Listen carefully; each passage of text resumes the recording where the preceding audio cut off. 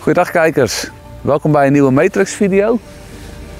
Vandaag gaan we vierdervissen aan het Noord-Hollands kanaal. En ik ga jullie laten zien hoe ik het gebruik van verder vaas toepas met de vierderhengel.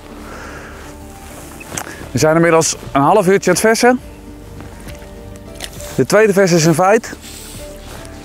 Dus blijf kijken, dan ga ik jullie laten zien hoe ik mijn sessie aanvoer, hoe ik de muggenlarven behandel en nog veel meer.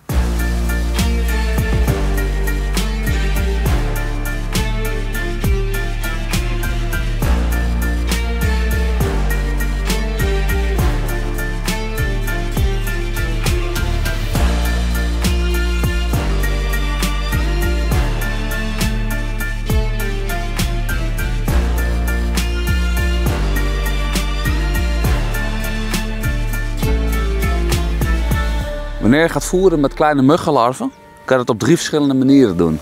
De eerste, meest simpele, is gewoon een plukje in je voerkorf.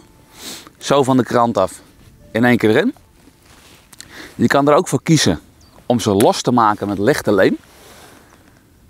Daardoor ontvet je de muggenlarven en dan weet je ook zeker dat ze goed naar beneden gaan. En de lichte leem die zorgt ervoor dat je ook nog een klein wolkje in je voer krijgt. Dus vooral voor blikken is dat heel goed.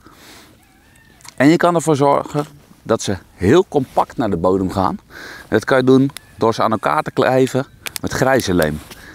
Ik heb zowel de lichte als de grijze leem vandaag bij me. Die heb ik in een petflesje gestopt dat ze mooi droog blijven.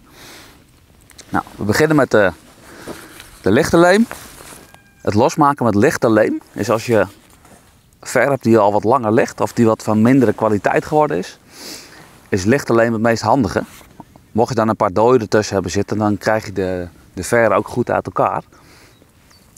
Nou, je kan het verschil eigenlijk al zien wat ik hier op mijn krantje heb liggen. Aan deze kant heb ik een krantje ver, dat is wat beter verzorgd. Die heb ik gisteren nog eventjes door laten lopen, zodat alle eventuele dooien ertussenuit zijn. Nou, hoe heb ik dat nou gedaan? Dat kan je eventueel ook na je vissessie doen als je al leem op je ver hebt zitten. Door middel van een keukenzeefje en een ruime bak water heb ik de ver eerst uitgespoeld.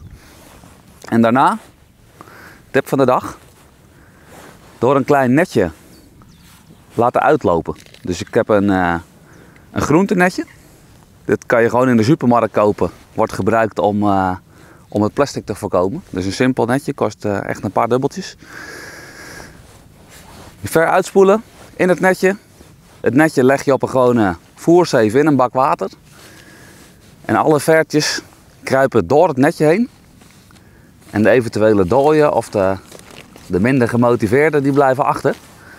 Waardoor het resultaat echt een heel mooi schoon krantje is. Nou, ga je nou iets simpeler aan de slag. Deze die zijn al een weekje oud en die hebben er zitten wat dooien tussen. Dus kies ervoor om die in ieder geval los te maken met droge leem. Nou, dat is vrij simpel. Kan je weinig aan fout doen. Je gooit gewoon de droge leem over de vertjes. Vervolgens wrijf je rustig de vertjes los.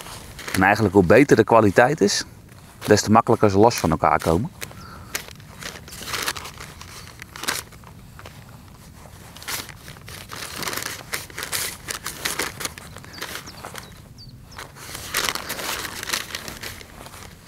Nou, het krantje vouw ik even dicht.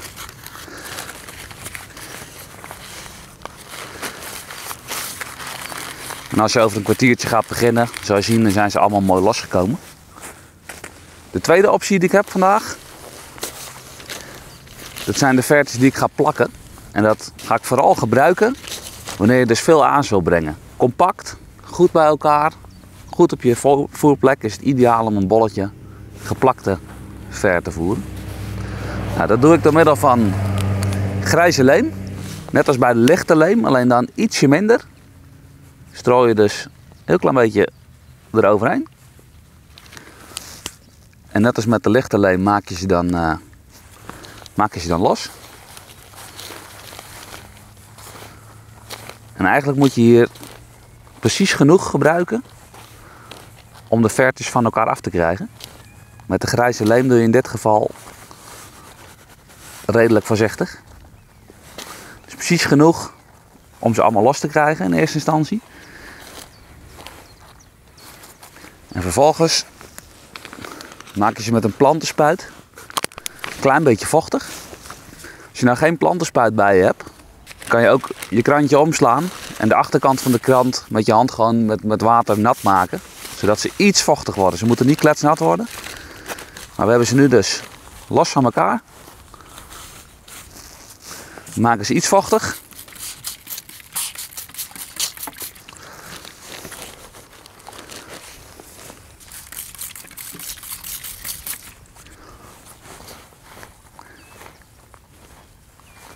En je ziet eigenlijk dat ze meteen al beginnen te plakken.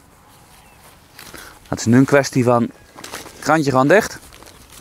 Even laten liggen. En over een minuutje of 10 ga je zien dat ze perfect aan elkaar gekleefd zitten.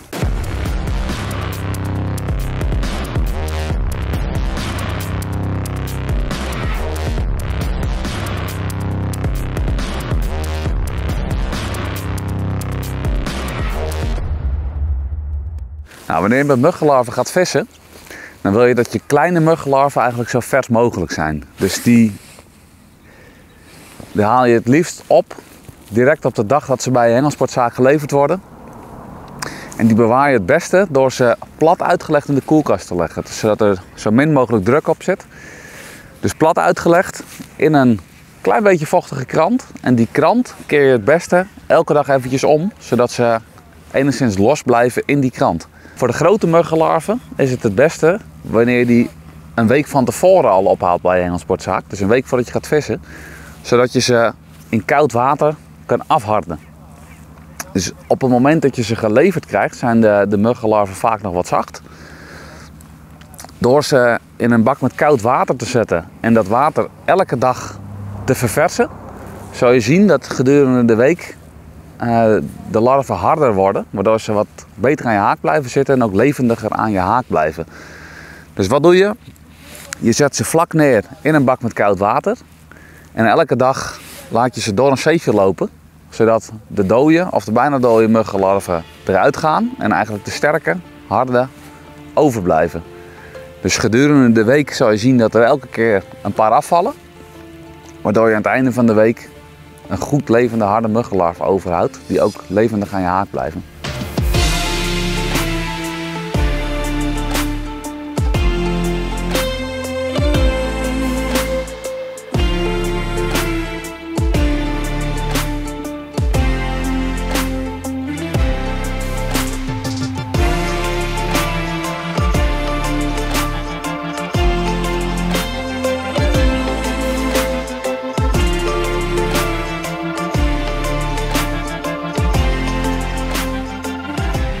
Nou, inmiddels zijn we een uurtje onderweg in de sessie. Ik heb eerst even kort gevist, 3 blikjes gevangen. En nu bij mijn tweede korf op de verre plek. Een mooie brasem aan de haak. Tenminste, ik verwacht dat het een mooie brasem is. Hij voelt in ieder geval goed.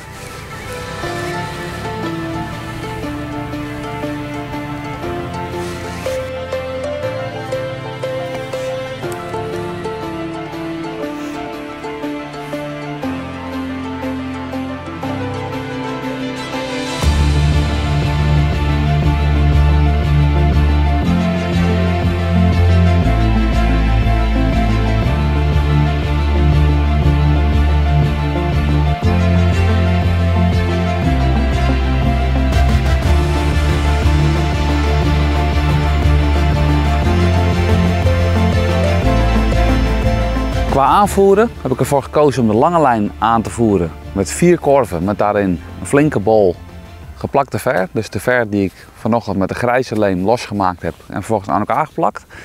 En de korte lijn voer ik aan met de losgemaakte ver. Hiervoor gebruik ik een open end voeder.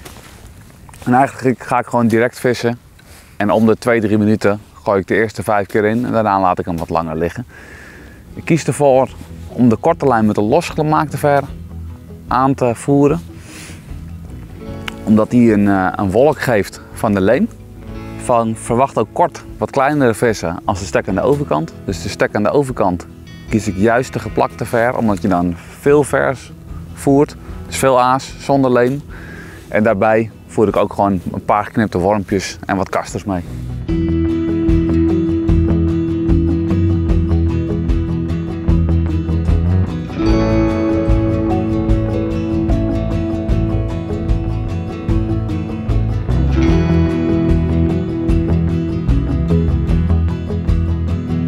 Prachtige vis.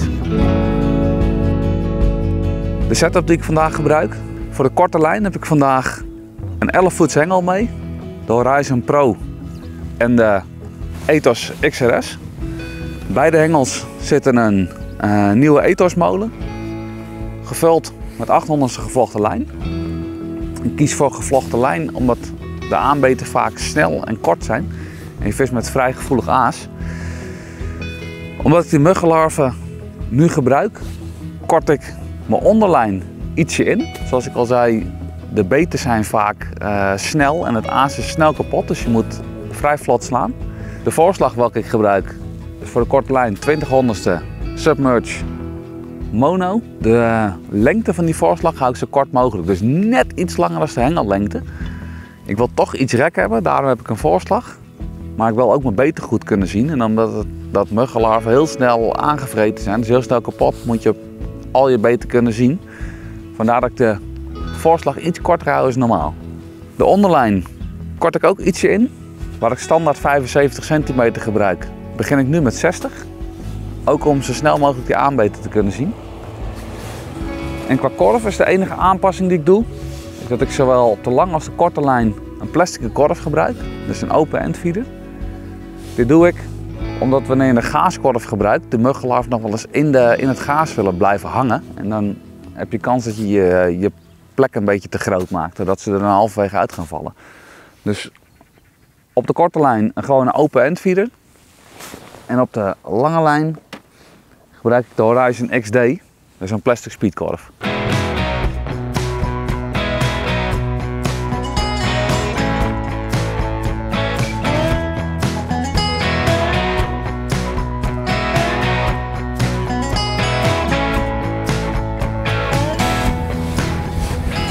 Nou, we zijn halverwege de sessie. Ik zie dat de korte lijn die liep niet zo heel hard.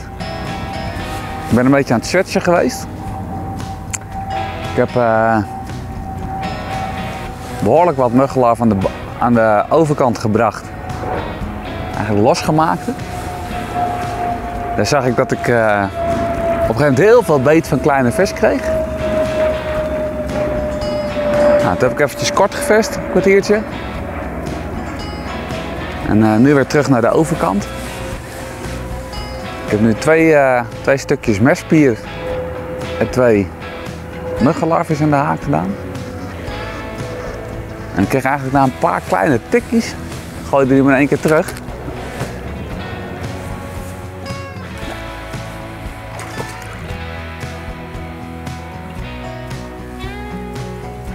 Nou, het is heel mooi voor in de bek gehaakt.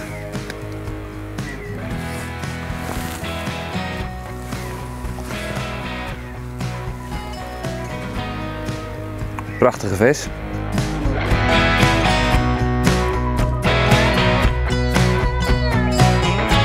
Nou, inmiddels is de wind flink aangetrokken. Dan komt dat weer dwars op het kanaal en ik merk dat de vis er ook echt goed op reageert. Want waar de beten eerst wat voorzichtig waren, krijgt nu steeds mooiere aanbeten en ze pakken hem ook steeds sneller nadat de korf erin ligt. Ik vis voornamelijk nog aan de overkant, want ik merk als ik kort probeer, vang ik vooral kleinere vis. En het duurt ook wat langer dan aan de overkant, dus ik vis voornamelijk nu nog op de overkant. En ik denk dat ik de korte lijn ga laten voor wat het is.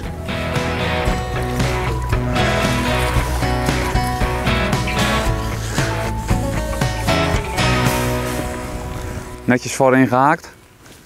Prachtige vissen.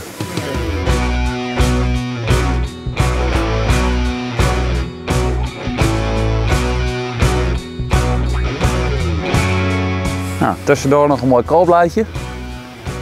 Wederom aan een stukje worm en 2 vertjes.